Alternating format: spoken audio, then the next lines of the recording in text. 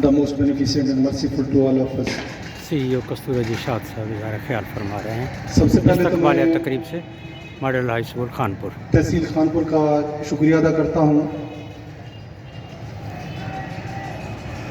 कि उन्होंने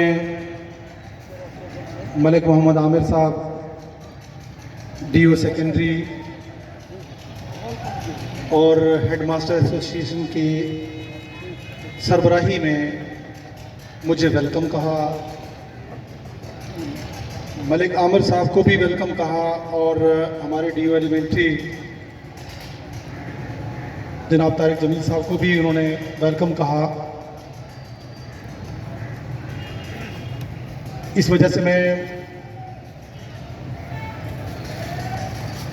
proud feel कर रहा हूँ कि सबसे पहला खतरा जो बने वो आप लोग बने, तहसील खानपुर बनी।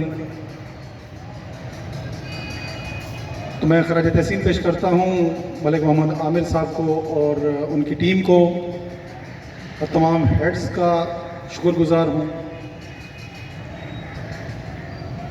नेक्स्ट हम चलते हैं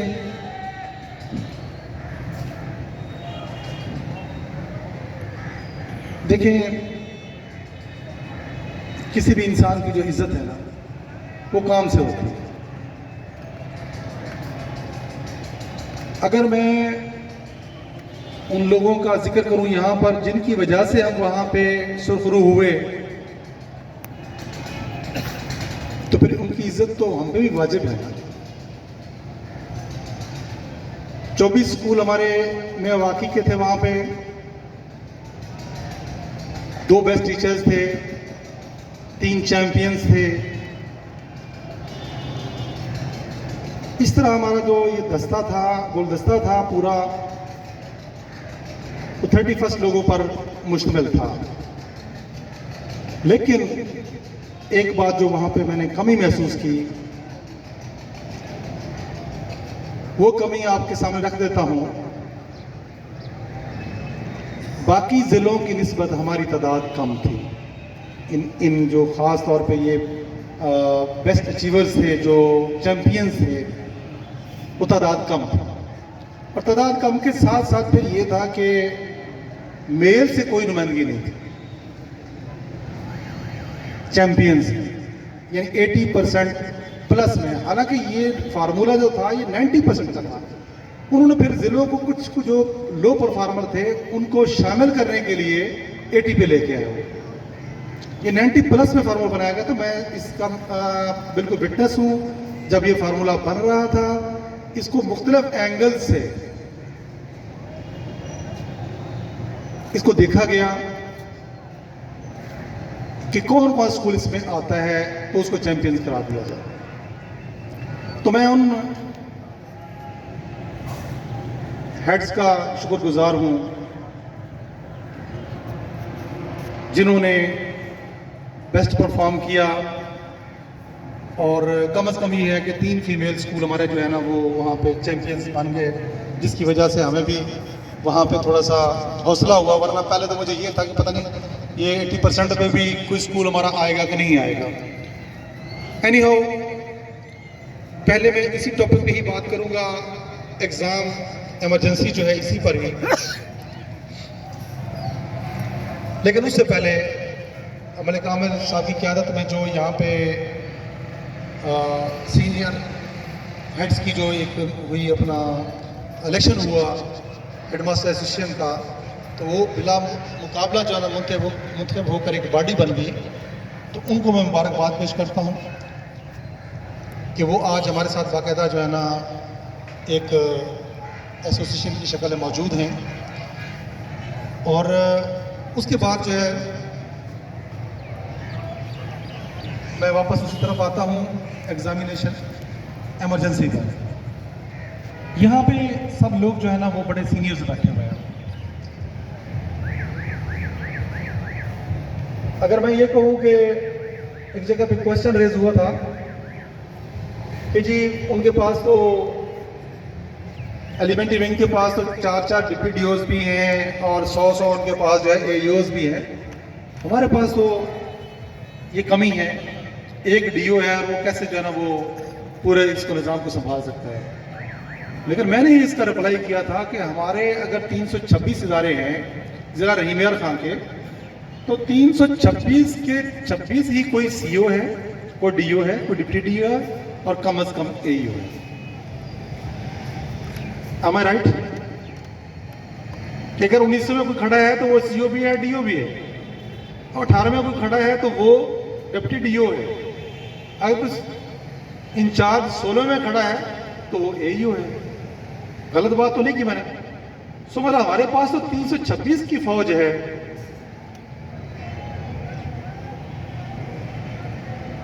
सो मतलब ये है कि एग्जामिनेशन इमरजेंसी, जैसे मलिक साहब ने अभी बात की, इसमें 2-3 बातें आपने ज़हन में रखनी है कि जो टारगेट हमने आपको देना है, आज देने जा रहे हैं सेक्रेटरी साहब की हिदायत के मुताबिक, वो ये है कि 80+ जो है ना वो सबका टारगेट है। नोट कर लें यहाँ पर अपनी बुक्स पे, नोटबुक्स पे 80+ ये सबका टारगेट है। क्योंकि इस दफ़ा 80+ जो बनाया गया था फार्मूला वो इस दफ़ा के लिए था और उसकी रीजंस थी कि रिजल्ट कमज़ोर था, इस वजह से। नेक्स्ट 90+ होगा, याद रखें मेरी बात, जो फार्मूला बनेगा।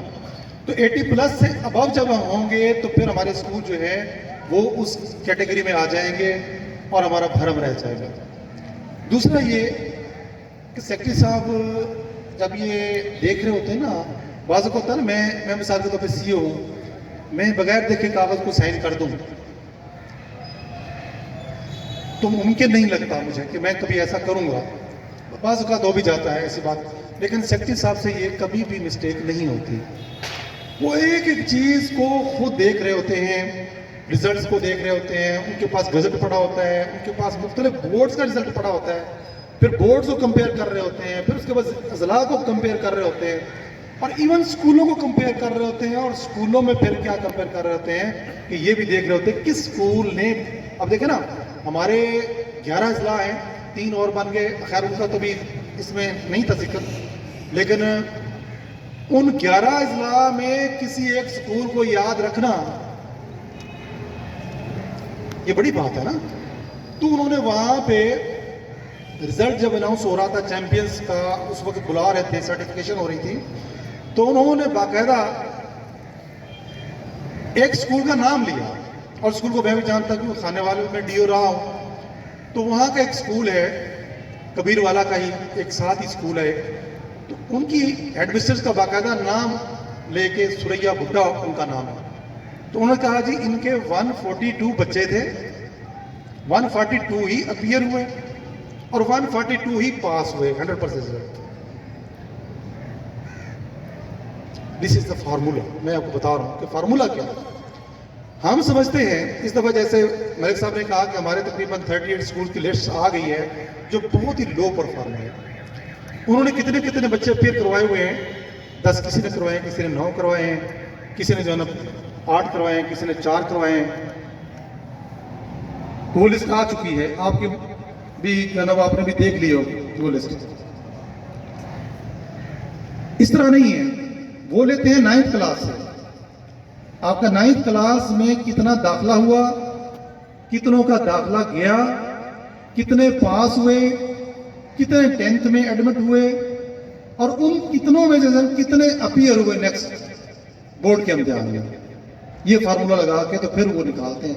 ऐसे नहीं है कि हम 10 बच्चे अपीयर करवा के 100% रिजल्ट ले लें। ये तो हमने यहाँ पे हो सकता है हमारे कई ऐसे हों, ठीक है।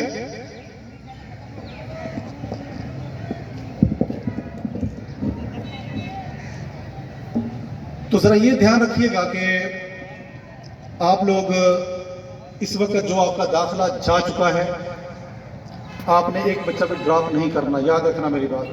आप समझोगे ना कि हमारा रिजल्ट बेहतर आ जाएगा, नो, वो रिजल्ट आपका काउंट ही नहीं होगा। आपका रिजल्ट काउंट होगा जो आपने 9th में बच्चे भेजे थे, उससे रिजल्ट आपका काउंट होगा। और कई जगह तो मैं आपको बता दूं कि फार्मूला ये भी लगाया गया, यानी ये देखने के लिए कि नर्सरी में कितने बच्चे दाखिल हुए थे, 1 में कितने गए, 2 में कितने गए, 3 में कितने गए, 4 में कितने, और आखिर में आकर उन्होंने क्या निकाला कि इन्होंने तो उस वक्त तादाद तो थी 200 और अब जो है ना वो तादाद 100 पीर करवाई है। उस पर भी उन्होंने जो है ना वो फार्मूले लगा कर देखे, लेकिन उस फार्मूले में कोई नहीं आ रहा था। सो उन्होंने कहा कि इसको भी छोड़ दें, नेक्स्ट हो सकता है यही फार्मूला वो बना लें, ये भी कोई पता नहीं है। सो मतलब आप लोगों ने बहुत ध्यान रखना है इस बात का कि जिन तादाद आपने 9th में भेजी थी उसको मद्देनजर रखना है। अब जो आपने 10th में एडमिट किए हैं, कोशिश ना करना कि कोई बच्चा आप ड्रॉप कर दें या उसको भगा दें, या अगर वो चला गया है और आपके यहाँ चला गया तो बस ठीक है, लो उसको बुलवाएं, district education officer elementary education तैयारी करवाएं। तारिक जमील खान बड़ौच साहब तशरीफ़ ला चुके हैं, उनका इस्तकबाल किया जा रहा है। CEO कस्तूरा जी शाद साहब इज़हार ख्याल फरमा रहे हैं। इस वक्त आपको किसी चीज़ की कमी हमारे दफातर में नहीं मिलेगी। मैं वेलकम करता हूं जनाब DO साहब को भी, तारिक जमील साहब को DO एलिमेंट्री के वो भी तशरीफ ला चुके हैं, दफ्तरी मसरूफियात थी, और गुलाम हुसैन साहब को भी हम जो है ना खुशामदीद कहते हैं। Sir welcome welcome.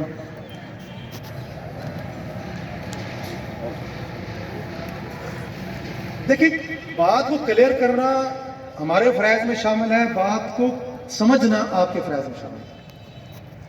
अगर आप नहीं समझ पाते तो हमें कॉल कीजिए। कोई हेड आप में से यहां बैठा हो, कभी किसी ने कॉल की हो और मैंने अटेंड ना की हो, ठीक है, आप मलिक साहब को कॉल करें, आप मुझे कॉल करें, क्योंकि हम एक्चुअली तो एक हमारा एक कुनबा है।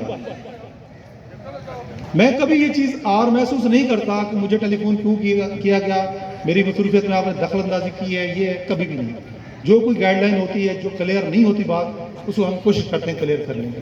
बाकी अगर आप कहें कि आप क्लियर नहीं हैं तो ये आपका फ़र्ज़ बनता है कि आप किसी से भी, अपने साथियों में से, मलिक साहब से, मुझसे क्लियरेंस जो है ना वो ले लिया करें, बट इन पर्सन जाके। एक बात ज़हन में रख लें, मुझे पिछले कुछ ग्रुप में जब मैं आया था ताज़ा उस वक्त कुछ एक चीज़ जो चीज़ें अच्छी नहीं लगी थी कि ग्रुप में एक डिस्कशन शुरू हो जाती है। उसमें क्या होता है कि जैसे हम क्लासेस में जाते हैं ना, बच्चों को पूछते हैं कि बच्चों इसका जवाब दे दो, वो एक जवाब जो आता है ना वो फिर सारे वही जवाब देना शुरू करते हैं। उसे जो हमारा डेकोरम है ना एक हमारे ग्रुप का, वो ख़त्म हो जाता है।